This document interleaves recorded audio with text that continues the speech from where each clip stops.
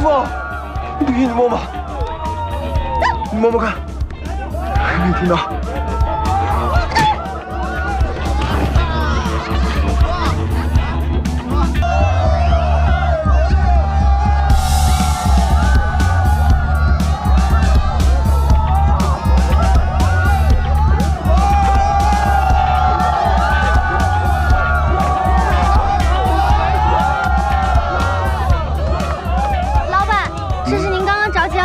是关于池氏集团和美克拉美的合作意向书。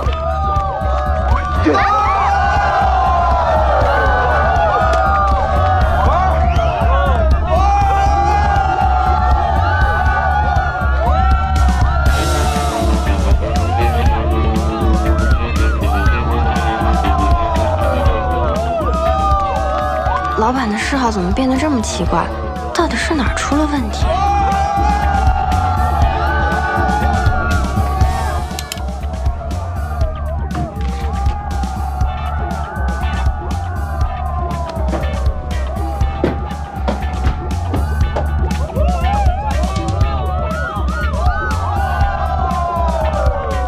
楚墨，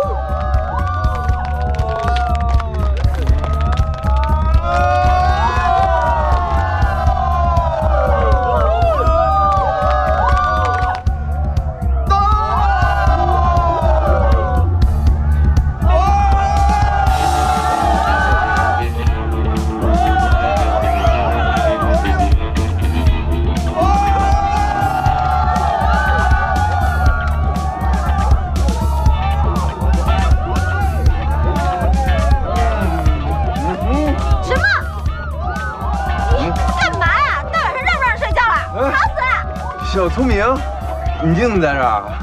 我怎么在这儿？我怎么不能在这儿？那什么，我在哪儿都能见到你，说明我们真的是很有缘分。我一看到你就会特别的安心。我喜欢你，我喜欢你。说你疯了呗？你没疯，你不信你摸摸，你摸摸看。没听到？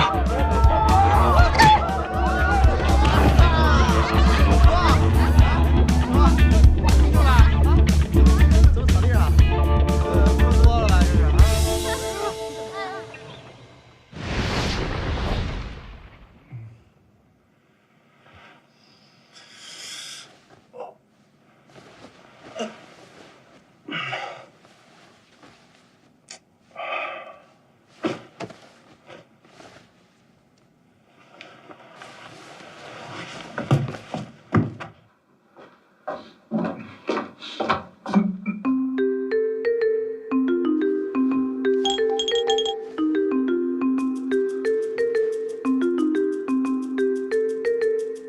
最近到底发生了什么？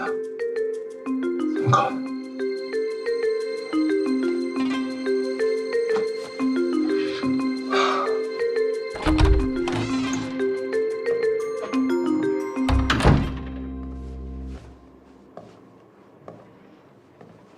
对，快点来接我！我现在真的是1分钟都待不下去。怎么要走啊？好聪明，你可别忘了那些跟踪你的人。跟踪，那也比跟你这个变态在一块强。站住！你这是想违约吗？你可想好了，违约造成的后果，你承担得起吗？承担不起，那也比跟你这个双面渣男在一块的好。而且这一次是你违约，就算有什么后果，也应该是你这个渣男来承担。我违约？这个上面的证据我备份了2份，而且发了1份给韩毅。这回就算你有什么花招，我也不会怕你。这到底是怎么回事？为什么我没有一点记忆？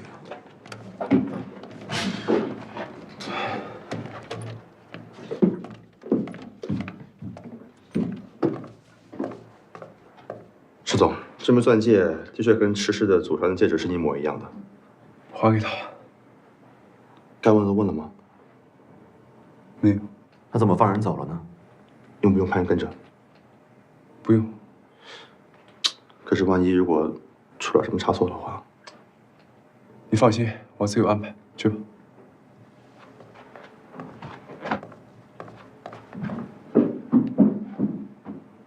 这是季秘书让我交还给你的，谢谢。韩毅，你快点来啊！这荒山野岭的，很危险的。原来你早就跟踪曾贵他的手机了，怪不得你们着急呢。咱们的人已经在下个路口等好了，等他上了他朋友的车，就让他们跟上去。我在。美女，上车吗？我有人接了。谁接你？上车了，快点，走，上去。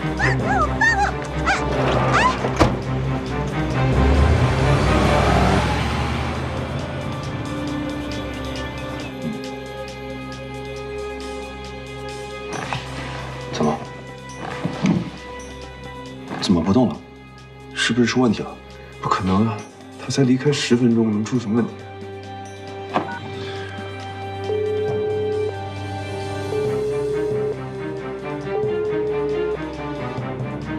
宋秘书，你赶紧给季秘书打电话，让他带人过去。是，马上办。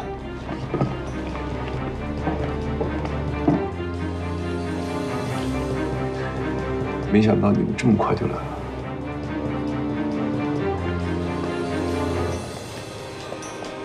石总，金秘书他们已经追过去了。他们走哪条路？他们看到一辆可疑的车正往城外开，想必是往城外追了吧？哎，你去哪儿？我去往城内路线看一下。这种时候不能放弃任何线索。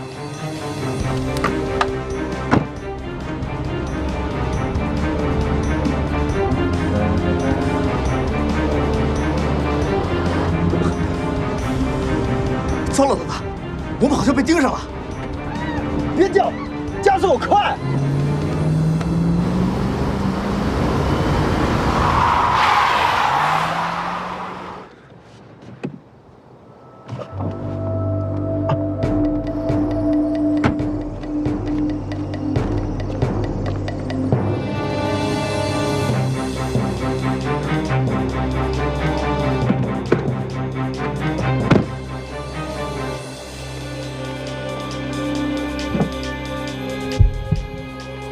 干什么呢？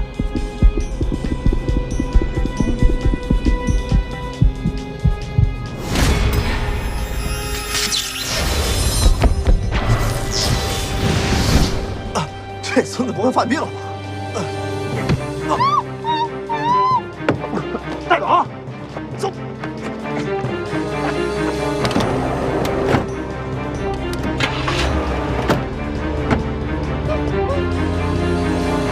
走。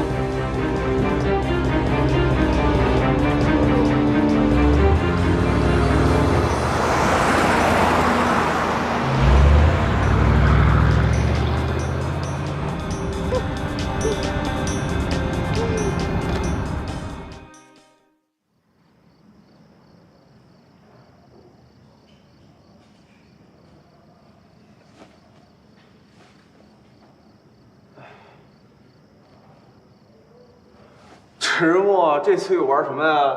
捆绑啊！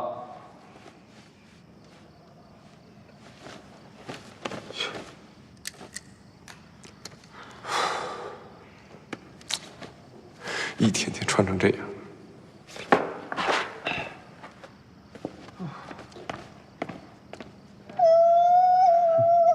费尽心思啊，小妞儿，你终于落到我的手里了。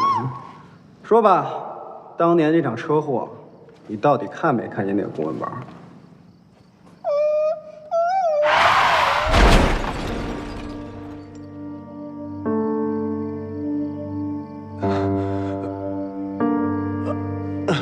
爸，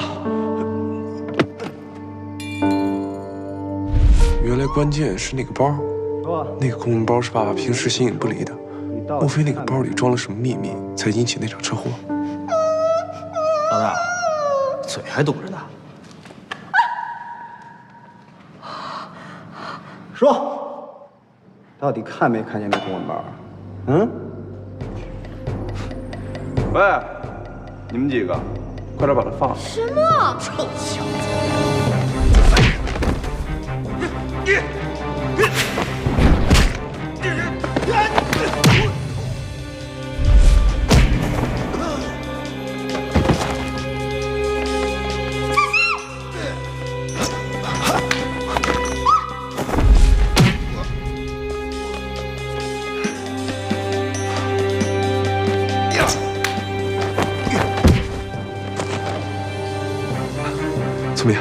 我说过我会保护你的。什么？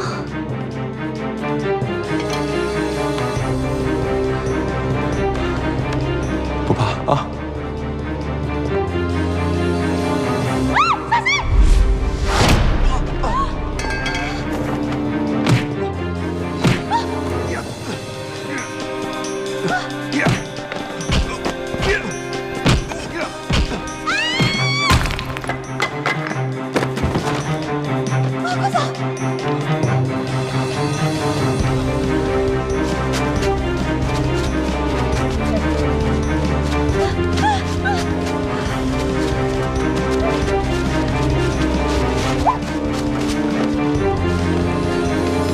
没事吧？没事，快走！啊，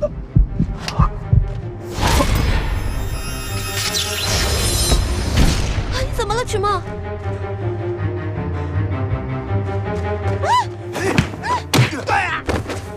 走。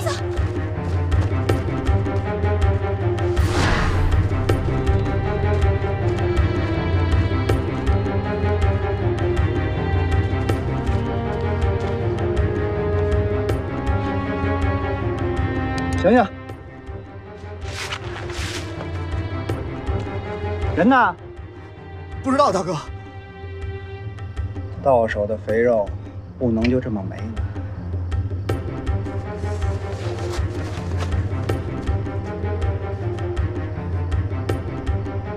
分头追，走。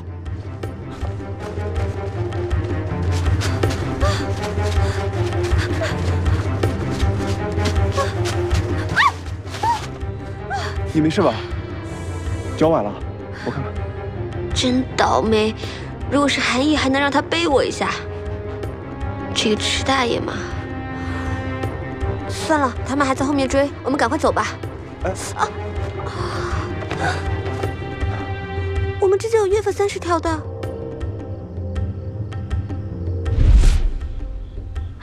你还好吗？没事吧？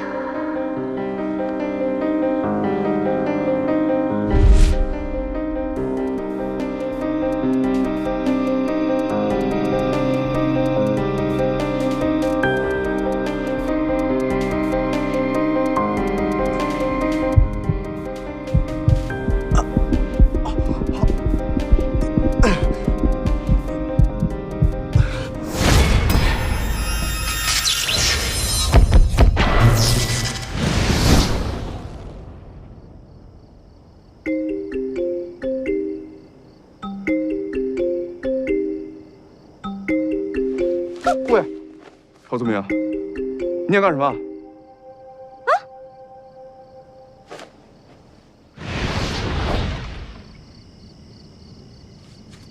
左转，再右转，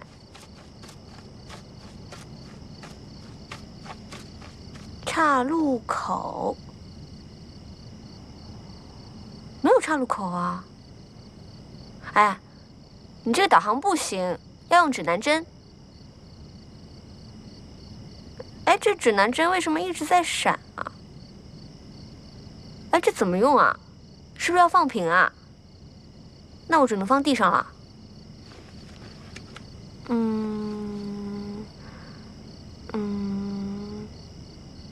这怎么还在动啊？这怎么用啊？那边是南。哪边？切，我读书少，你别逗我。看见没有？那个是北斗七星，那边是北。分辨方向是要看斗柄的，斗柄朝南，天下皆下。现在这里是盛夏。嘿，那个叫什么？玉衡。哎，那个呢？瑶光之星。瑶光之星，好美的名字啊！我觉得你懂得很多嘛，你喜欢天文。喂，郝宗明，你最好离我远一点。你别忘了，我们有约法30条。你以为我想离你近啊？你这个人怎么一会儿冷一会儿热的？池梦，你是不是有神经病啊？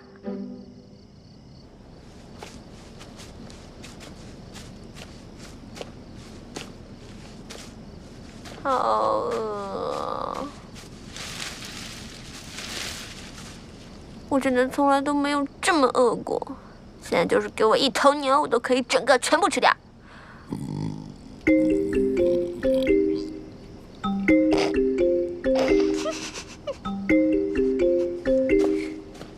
喂，池大爷，你又生气啦？这路上都生气多少次了？哎，有的吃的，有的吃，桃子哎。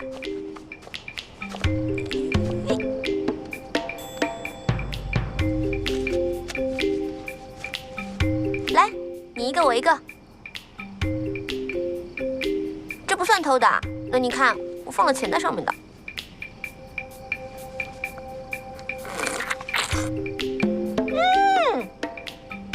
很甜，吃吧吃吧。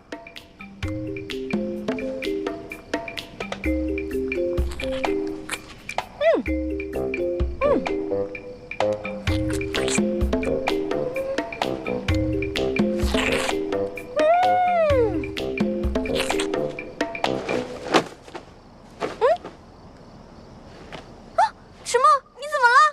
池墨，你醒醒！救命啊！救命啊！救命啊！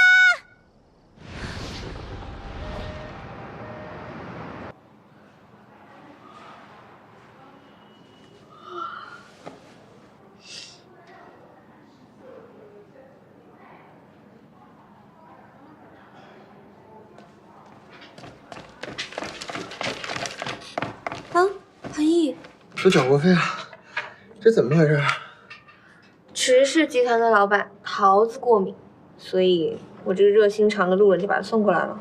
放心，你垫付的医药费他会双倍给你报销的。池氏集团老板，你是说屋子里的人是池墨？对啊，有什么问题？没问题，没问题。池墨的消息还真是踏破铁鞋无觅处，得来全不费工夫，不枉我半夜匆匆跑过来。我先去打个电话。可以下报。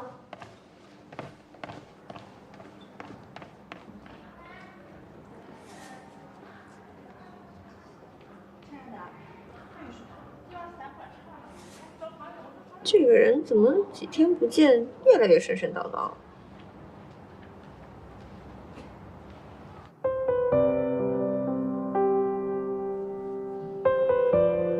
这世上竟然还有人对这么可爱的水果过敏。池墨是上辈子造了什么孽啊？此生被惩罚不能吃桃子。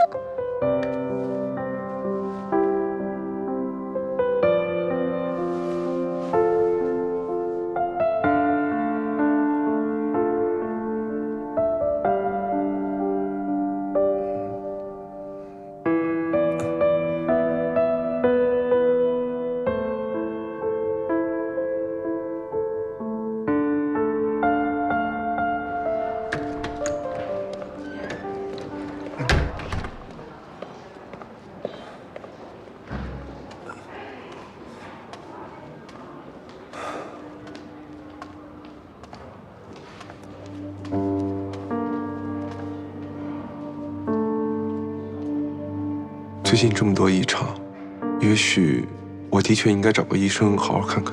根据精神鉴定的结果显示，你可能患有解离性同一性障碍。说具体点儿。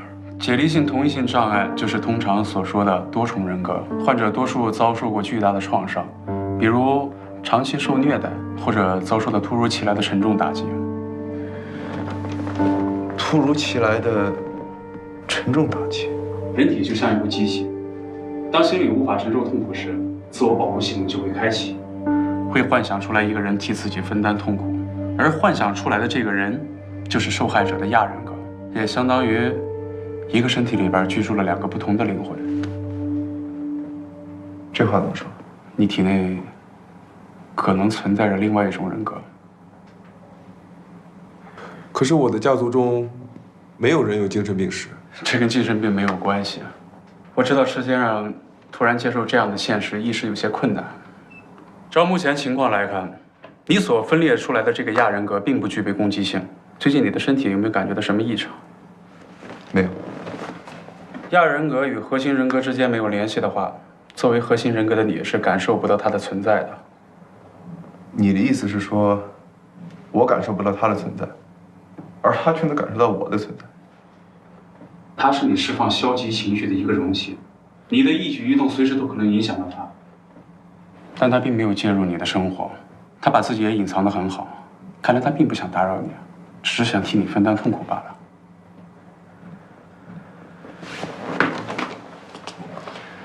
你刚才说那么多，我觉得没有任何的参考性。是先生，其实你并不用太过于担心，双重人格不见得就是个坏事儿。如果身体长期处于一个生活压抑状态，那么身体会急需一个宣泄口。这个时候，双重人格的出现可以帮你缓解身体所承受不了的压力，反而对身体来讲是一种治愈。池先生可以借这个契机进行一次自我治愈。如果池先生需要帮助，随时来找我。无稽之谈。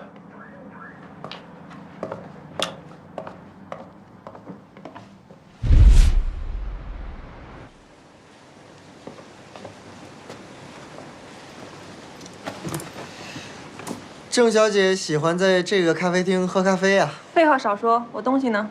啊，东西带了。最近我可是早出晚归，好不容易才找到了一点蛛丝马迹啊。这就是第三者啊？准确意义上也不算第三者，毕竟池先生目前是单身。你就查到这些啊？看来你这个无所不能，也就这样了。池先生平时为人谨慎，我能查到这些已经相当不容易了，好吗？不过你放心，我一定能把这个事情查得水落石出。哼，希望你说到做到。你给我量身定做的旧情难忘套餐，现在开始启动吧。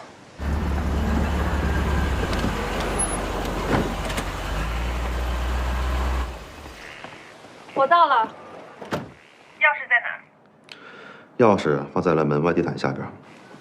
别墅里边的佣人今天休假1天。对了，千万不要弄乱屋里的陈设。还有，别跟任何人说是我帮你进来的。你们听好了，不准乱动这里的任何摆设。是，大小姐。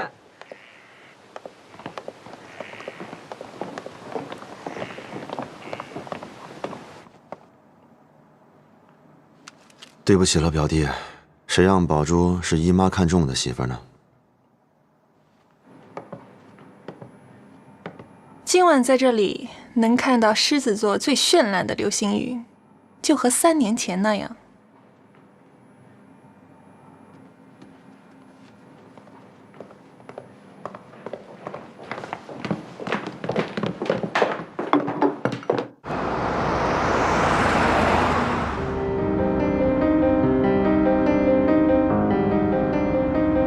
作为核心人格的你是感受不到它的存在的，它是你释放消极情绪的一个容器，你的一言一行都可以影响到它。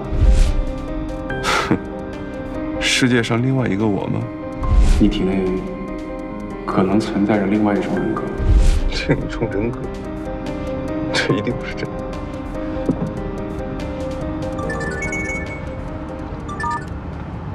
宋总助，什么事儿？石总，郑小姐可能去你那边了，请您做好心理准备。谁让她过去的？对于她来说也不是什么难题，就是希望你能注意一下态度，别为难她。还有，姨妈提了一下，要我说，郑小姐从小娇生惯养的，能做到这个份上已经很不容易了。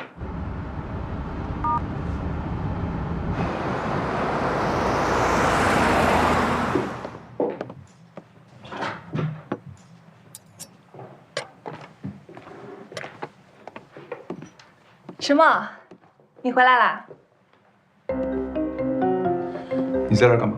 我只想亲手为你做一次饭，来弥补我当年从来没有为你下过厨的遗憾。怎么样，惊喜吗？郑宝珠，惊喜没有，惊吓倒是有很多。你还记得你曾经说过的话吗？为自己喜欢的人做饭是一种幸福。我当时没有体会过，现在我终于体会到了。石墨，只要你喜欢，我天天做给你吃。郑宝珠，你不要再演戏了，因为你说的这些我根本不记得。你看当时他的表情可逗了，你知道吗？是啊。对啊，是啊，我乐得不行了，当时。所以你这个就是……哎，流星雨，哎，你看，快许愿，哎，真的。哇，好漂亮！好漂亮！看，哇，真漂亮！哇，那还有，你看到哪儿去了？对啊。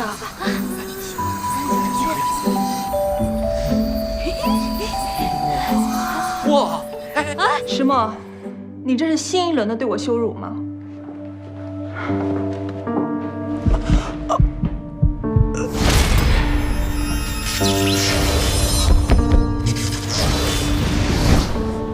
啊！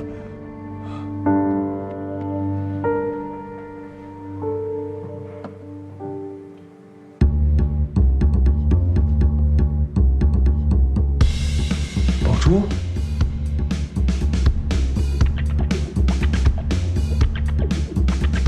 石墨，你肯原谅我啦？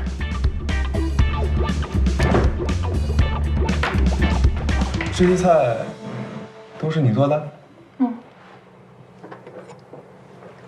来尝一下，好吃吗？宝珠，这是我特意为你做的汤，你尝尝。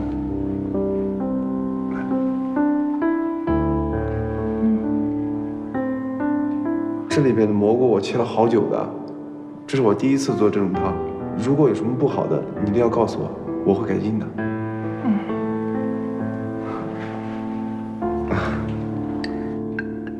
你看，我都切到自己手，好笨啊！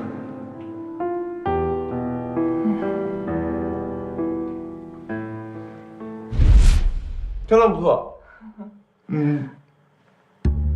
把这个再做一遍给我。啊？如果这些菜都是你做的，那你随便选一样还原给我看，我想没什么难度。郑宝珠，以前的迟墨给你做饭的时候，可不会找那么多帮手。郑大小姐，我郑宝珠从小到大从来没有放低过身段去讨好过别人。为了你，我没有怨言，我心甘情愿。迟墨，你就不能对我好一点吗？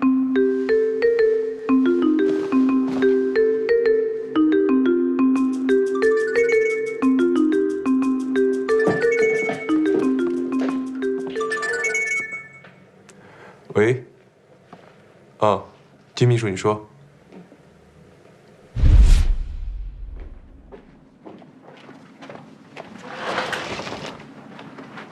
老板，老板，该起床了。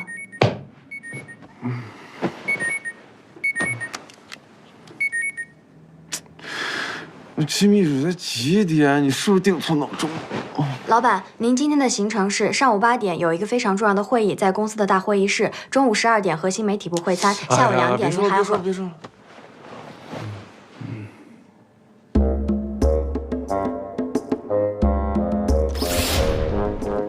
石总，客户那边已经安排好了，我们什么时候走？今天行程改变，我另有安排。改变行程？可是之前的还没取消呢。表哥，放轻松，别一天到晚一副天要塌下来的样子。笑一个，对吧？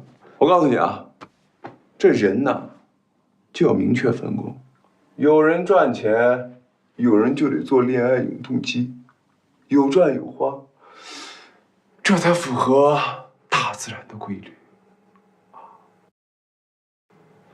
那有什么需要我帮你的吗？大哥，我去约会啊，你帮我。不是。行了，没什么事儿，我走了。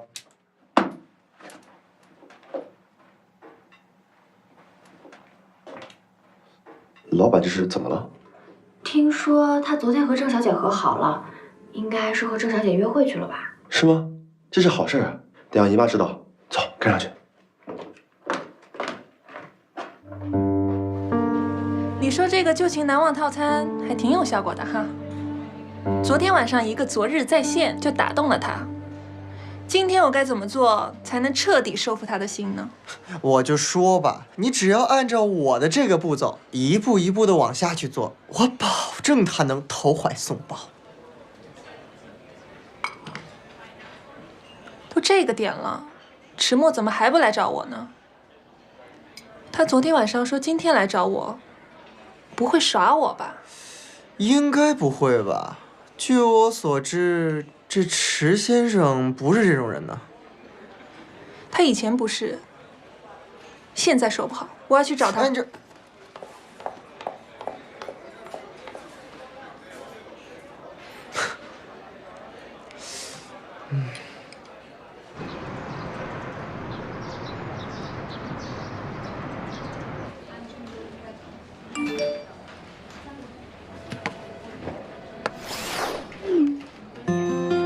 聪明聪明，要一起吃晚饭吗？你现在在哪里？我现在马上就去公司找你，等我啊。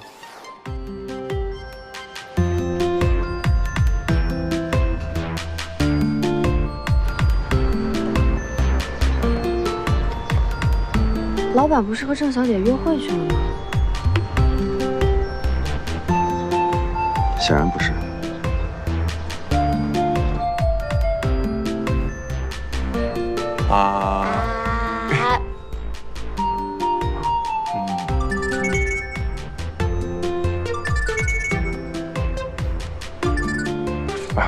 好烦。肯定是个女的吧？其实是我的初恋。3年前我家里发生了一场变故，然后我们就分手了。之后一直没联系，我也不知道他最近怎么了，总是找机会要跟我复合。那你会跟他复合吗？你希不希望我跟他复合啊？好了好了，我的好笨蛋，你还不知道我心里只有一个人啊，那就是你喽。接吧。喂？什么？哪儿啊？行，那我马上过去。聪明啊，实在不好意思，他跟我说他出车祸了。人命关天，赶紧去啊！但是现在这个点高峰期肯定堵车，我有办法。喂，老方，我要发一个急件。急件？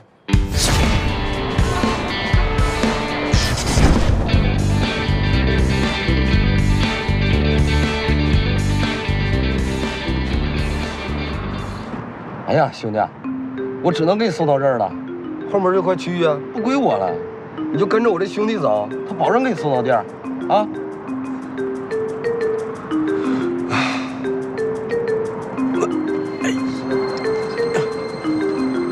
慢点啊！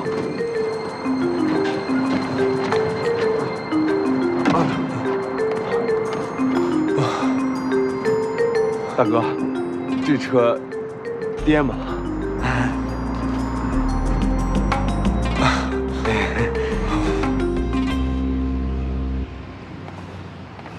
你没事吧？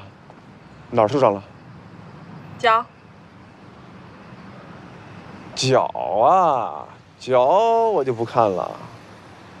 郑宝珠，我告诉你啊，你没受伤就不要骗我过来。得了，迟墨，你别走。哎，你干嘛呀？我告诉你，自己崴的脚，含着泪也要给我走回去。我知道你是在乎我的，你为什么都不承认呢？你说我在乎你？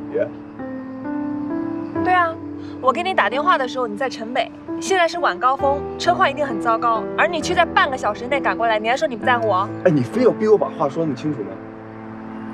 好，我告诉你啊，本来呢，今天我有一个很重要的告白。我呢做事不喜欢拖泥带水，在新的感情出现之前，我一定要处理掉旧的感情垃圾。现在新的感情出现了，所以我当然是要来处理旧的。还有啊，我告诉你，我不喜欢自作聪明的女人，懂吗？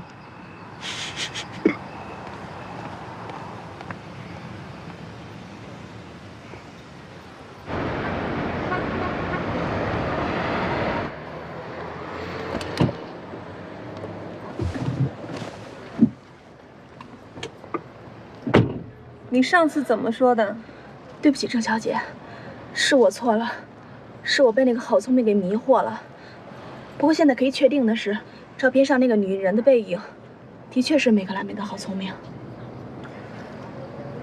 这世上最恶心的事情，是前男友找了个处处不如你的现女友。开车。是。天菜，天菜，你怎么还没有回来啊？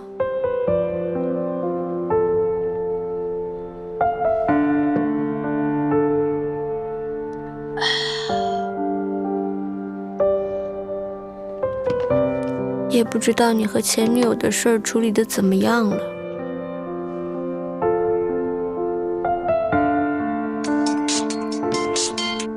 笑笑，喂，聪明，我现在马上过去找你啊。不用了，我马上就要回家了。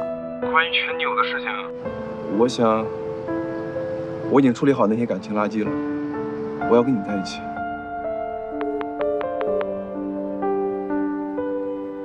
郝聪明，你听到了吗？我现在就要跟你在一起。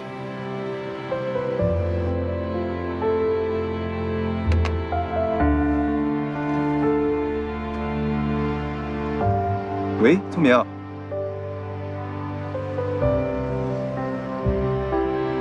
怎么关机了？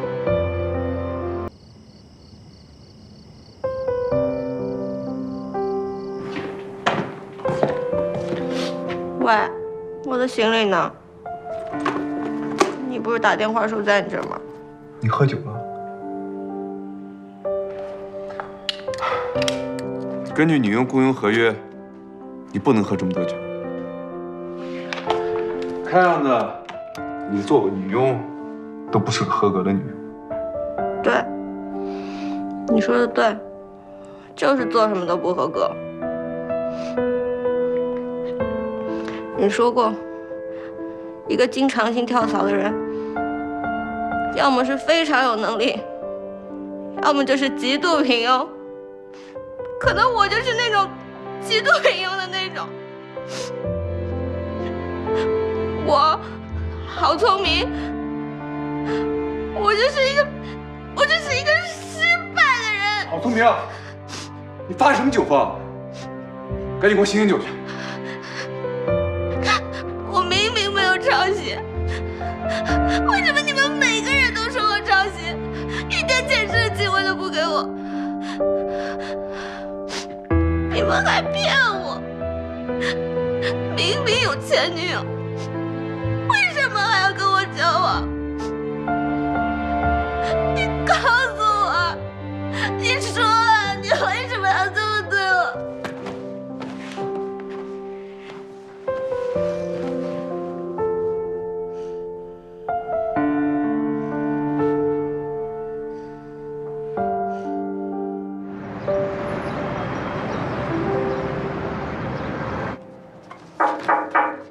进来。老板，这儿有一份文件需要您签字。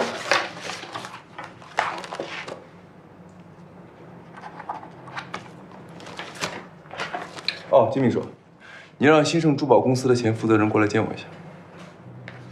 您不是一直都很少管兴盛的事儿吗？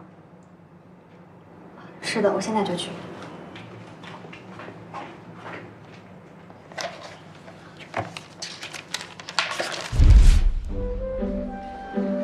陨石系列要上市了，可是池氏集团没给一个明确的答复，说设计稿的归属问题。这可是我作为珠宝设计师第一次设计的稿件，唉，心情真是糟透了。还要被下放到商场做民调。不过也还好了，趁机看看客户们都是什么需求。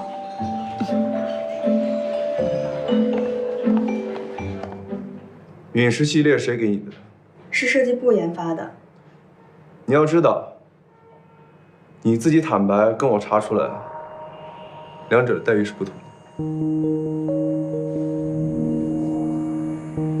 发生超级事件后，我也觉得奇怪，暗中打听，查到的是郑宝珠小姐的助理，就没敢接着查了。金秘书会对你做新的安排。出去。池总。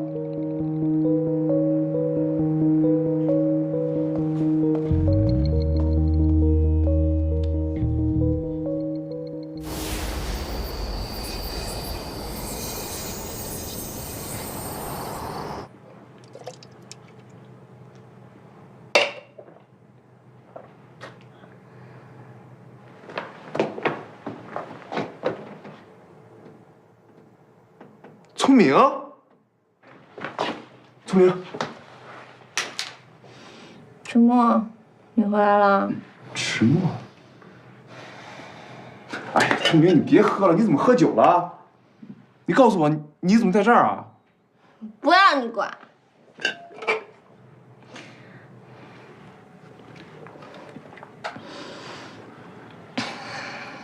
迟墨，你这个大坏蛋！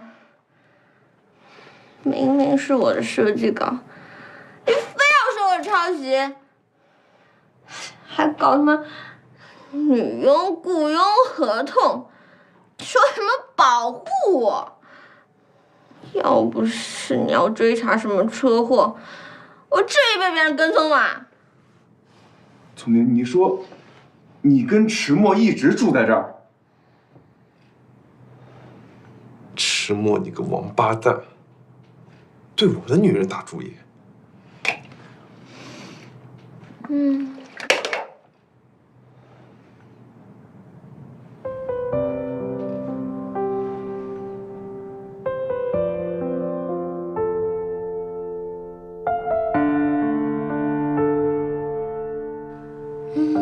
长得好像小小啊，只可惜你不是他。可惜他还是别人的前男友。聪明，没有啊，我那天还有话你没听到啊。我那天说我要处理好以前的感情垃圾，重新给你开始。但是你也不接电话，你还跑到这儿来，自己在这儿喝闷酒。聪明，你别让我担心好不好？啊？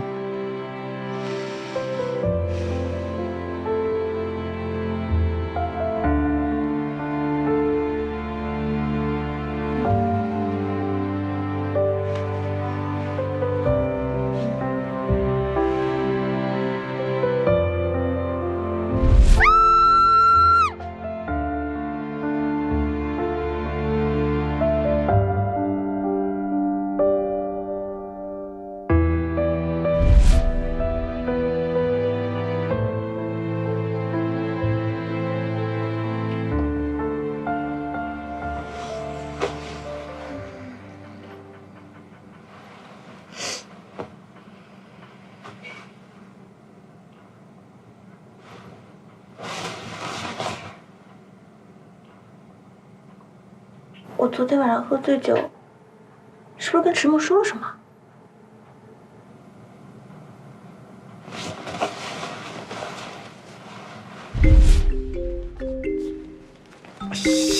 ？shit！ 我告诉你啊，这个东西它就是世界上最恶心的发明，没有之一。哎，表哥，你站着干嘛？过来帮我弄弄啊！我就是。哎呀，快点！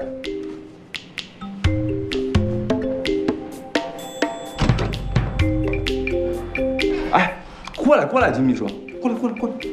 我让你办的事办好了吗？按照您的吩咐都已经办好了，可是您确定要这样做吗？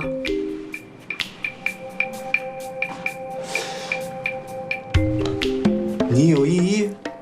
啊，没有。，Let's go， 走啊，快点！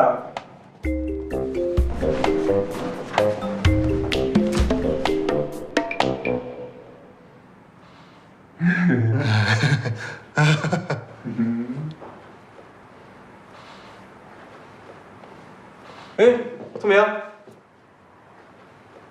来，聪明，哎，你坐啊。怎么了？冷啊？那个，你去把空调关小点。好，对，把空调关小点。啊。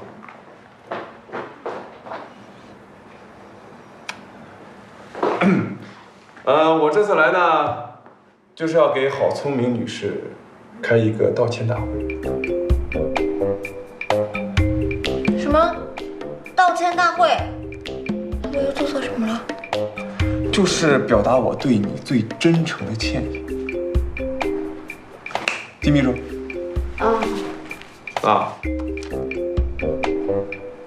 这个呢是我亲手写的道歉书。陨石系列确实是我们无耻的剽窃。是撞车，头一次。你不舒服啊，金秘书啊？没有。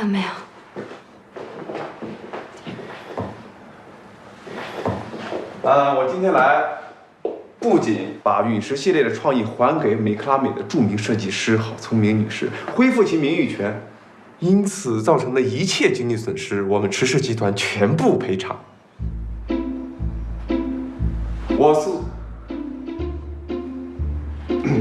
我池墨保证以后绝对不会再为难郝聪明小姐。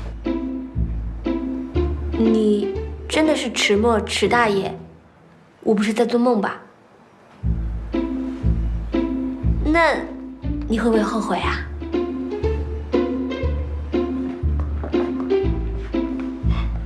这件事情，段经理不必太在意细节。池氏集团将发表声明，陨石系列的创意归美克拉美。当然，由此造成的损失，我们池氏会进行赔偿的。至于其他的嘛，我想我们都是生意人，总有合作的机会，对不对？您说的有道理，您说的有道理。对哦，不能后悔。哎，这样，我教你吧。你拿着这个，我们拍一张照片作为物证，好吧？来，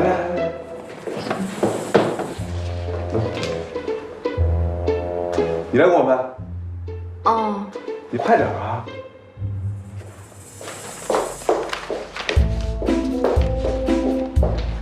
来，1、2、3，好了。再来一张。再来一张，拍脸啊，脸。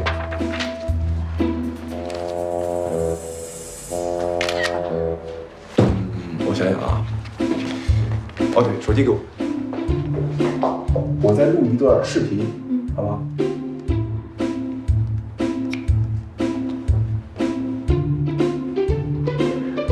关于陨石系列的事情，确实是我们池氏集团无耻的、不要脸的抄袭人家著名设计师郝聪明小姐，所以对此我池墨感到非常的歉意，我真的是太不要脸了。金秘书，你要是真生病了，你就去看病啊，免得外人说我们池氏集团虐待员工啊。你这是在教我怎么对付你自己吗？哎，你不用管这些。这样吧，大家都来合个影吧，快点，就是你，还有你啊，你来拍，来。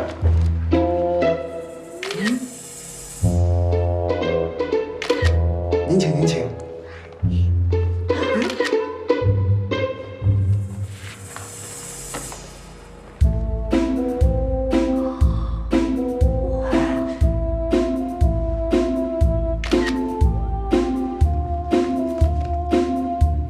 不管他是没吃药还是吃错药，终于还是还我清白了。加油，好聪明！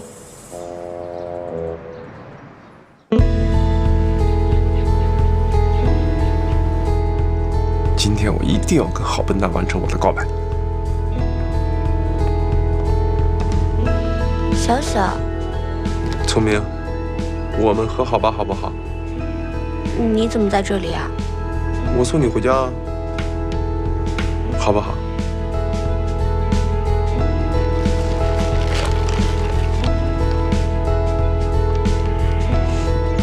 你帮我拿着吧。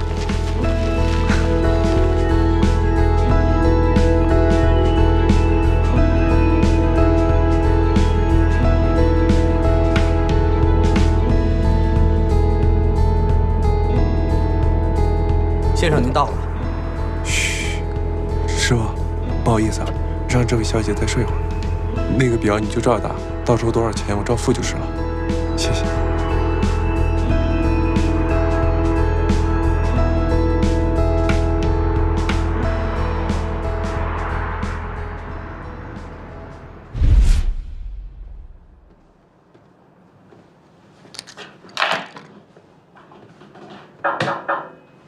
对了，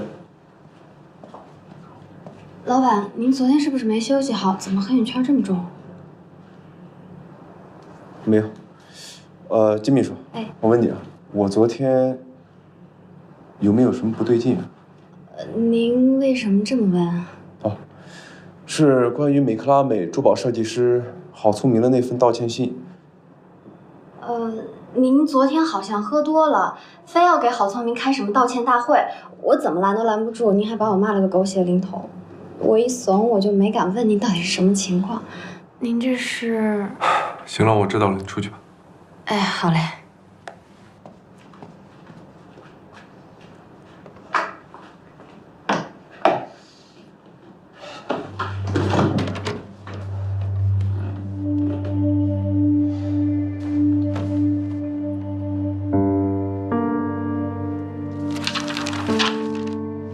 怎么样，英明神武的我替你洗刷了一个未来明星设计师的冤屈，剽窃案就此结案。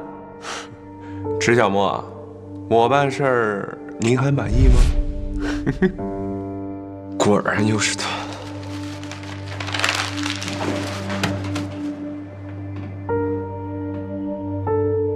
我会找到让你不再出现的办法。这个身体是我的，绝对不会让你肆意挥霍。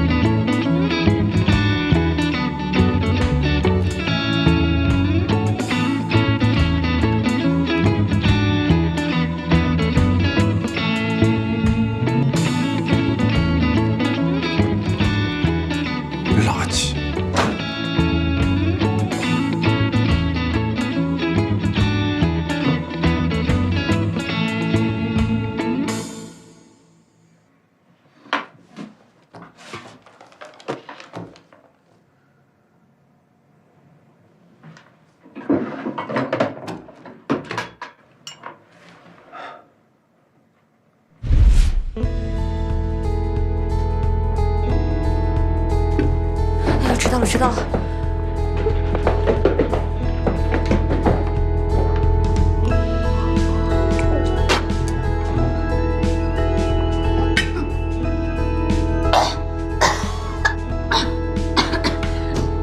对不起，对不起啊。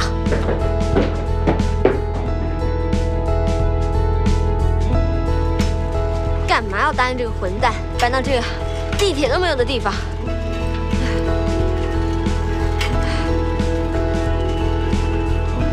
每天骑自行车上班，算了，我就当健身好了。加油，上坡，保护环境，人人有责。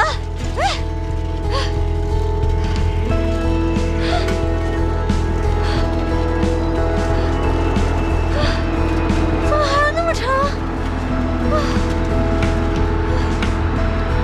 要不要我载你一程啊？你有那么好心吗？我才不上当呢。再问你一次，上不上车？谢谢你啊，我才不上当呢。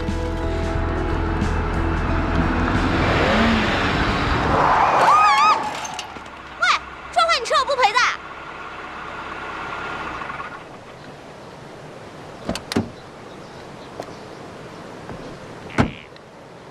你别我干嘛？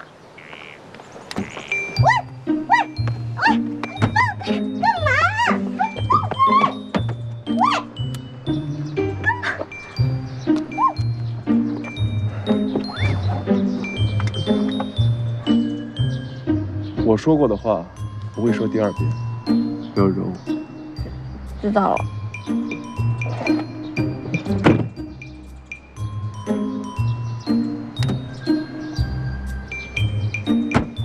哎，那我自行车怎么办？我会找人善后。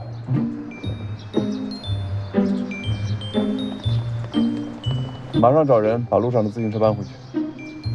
对。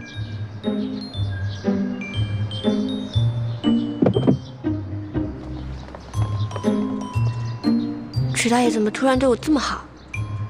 他不会是喜欢上我了吧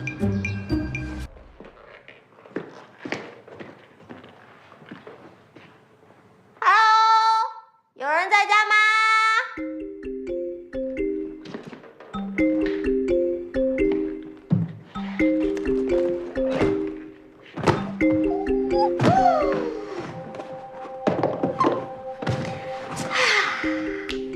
池墨那个家伙最近真是古里古怪的，又不知道跑哪去了。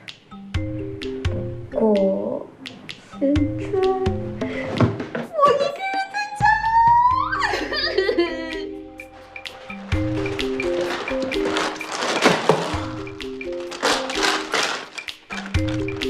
咋说来了？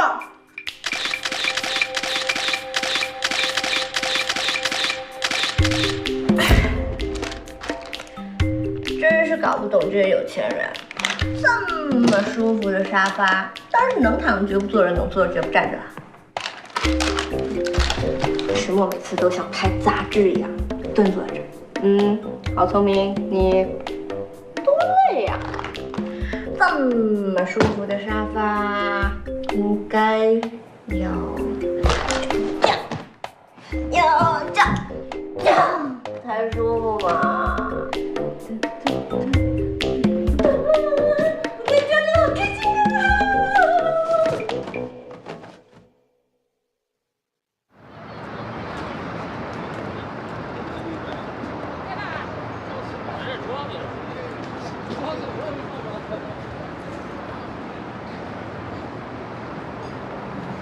跟上他。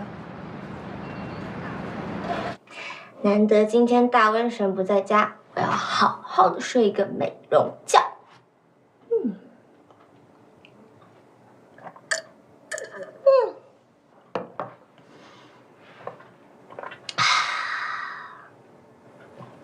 再点一点生香。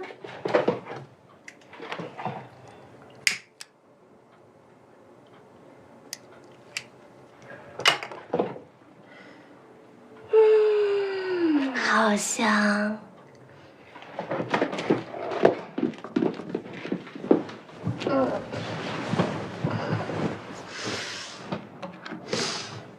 最后再放一个安眠曲，赐我有一个帅哥的好梦吧。晚安，好聪明。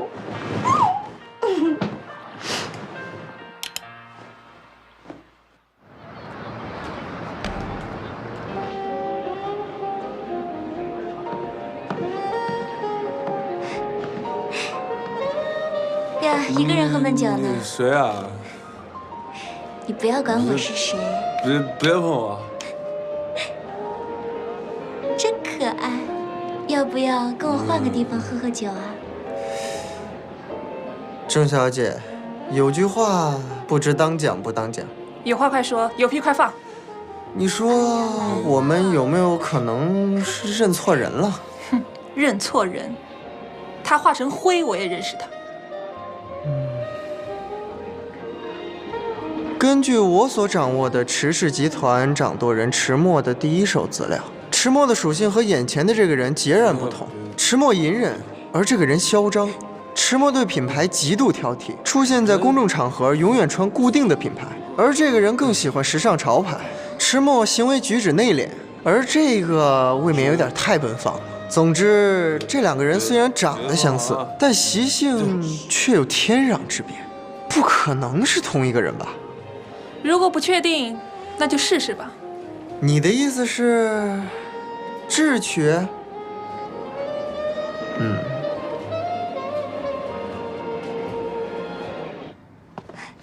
哎，你慢点儿，就这儿。哎，小心啊！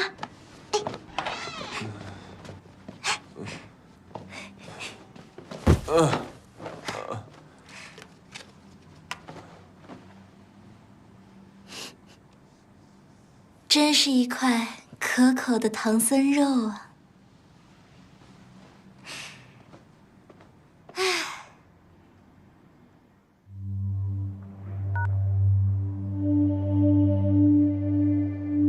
是我。你现在立刻让郝聪明拿一瓶红酒去酒店，记得用池墨的名义。你这是什么意思？你别管我，你别忘了你答应过我的事情。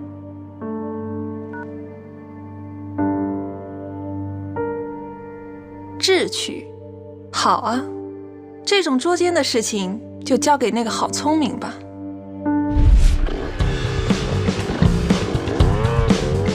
开心，开心的快要飞起来了！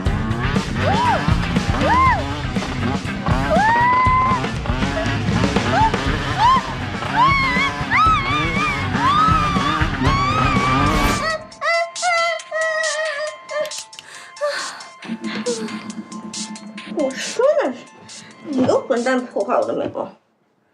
喂，郝小姐，池墨让你马上送瓶红酒去酒店，地址发你手机上了。现在去酒店？对，他急着要，指明让你送过去，你快点吧。喂，喂，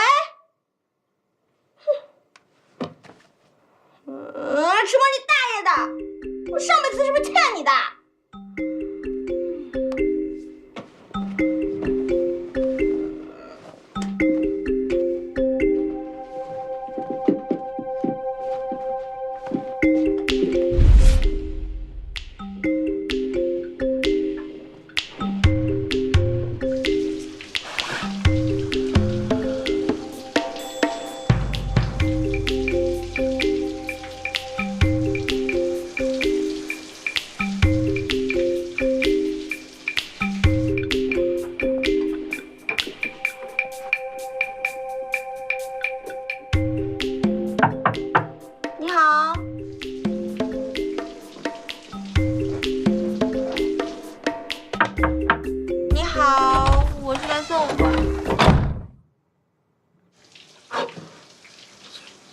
聪明，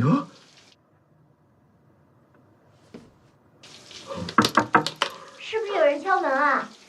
洗你的澡。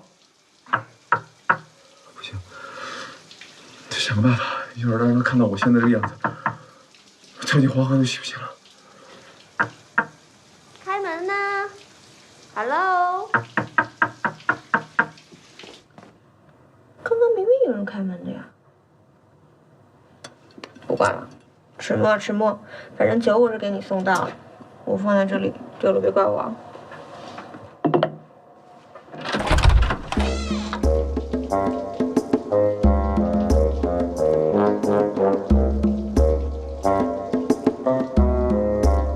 什么鬼？这瓶酒。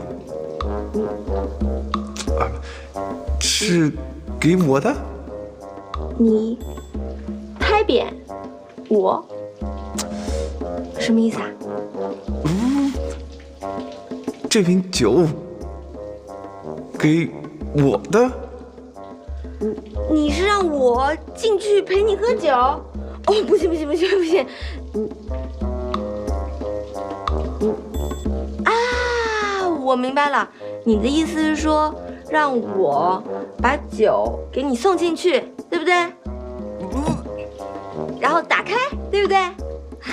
好在我随身带了开瓶器，真是机智。这边，酒给你放这儿啊。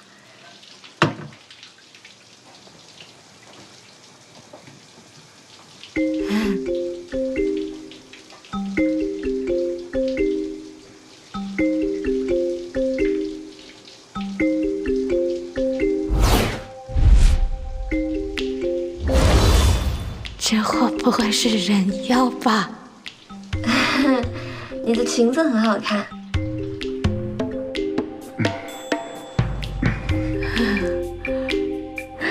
哎，你怎么穿着我的衣服啊？哦，原来还有人在啊！你是谁啊？我是送红酒的，那酒放这儿了，这个起瓶器也放这儿了。原来你喜欢这种啊！我那还有高跟鞋丝袜，你要不要试一试？哎呀，我告诉你啊，你别再碰我，再碰我，我给你动粗！干嘛发这么大火啊？这声音是……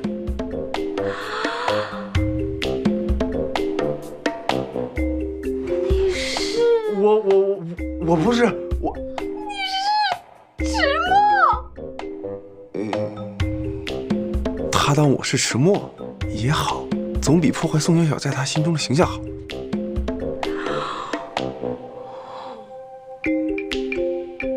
你以为我是谁？你别过来！你再过来报警了！今天晚上的事你都看到了。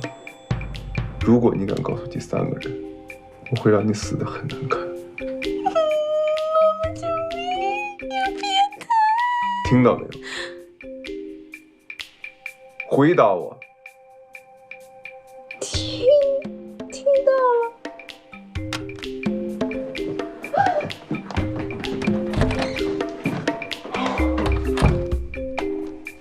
不要管那乱入的柴火妞了，我们该干正经事儿。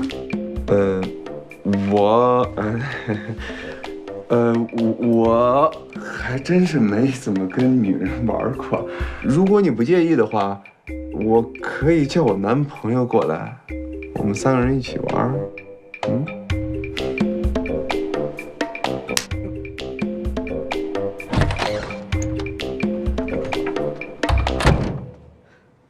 17号不早说，耽误老娘时间。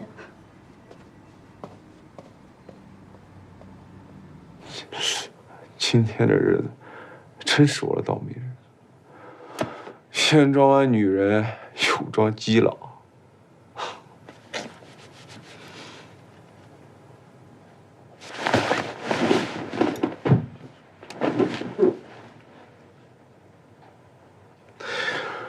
哎，算是今天的安慰奖喽。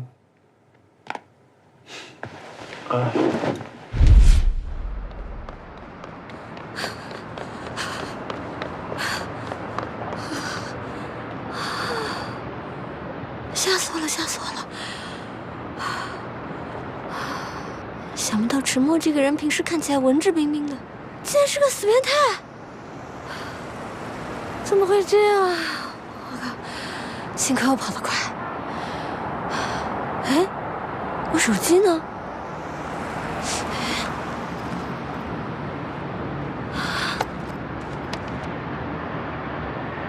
啊！回答我。听到了，一定是落在刚刚的酒店房间了。哎，不行！可是如果那个死变态还在房间怎么办？可是我手上又没有手机，又没带钱，今天晚上露宿街头怎么办？哦，不要露宿速接头。算了，死就死吧。加油，郝聪明，加油！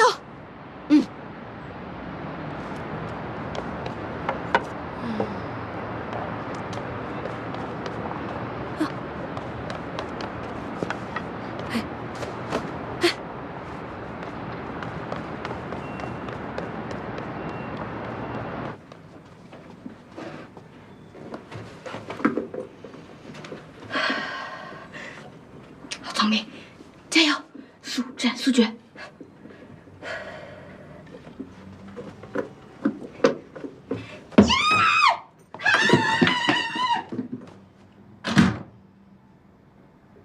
原来迟墨那个死变态已经不在了，啊，那我就放心了。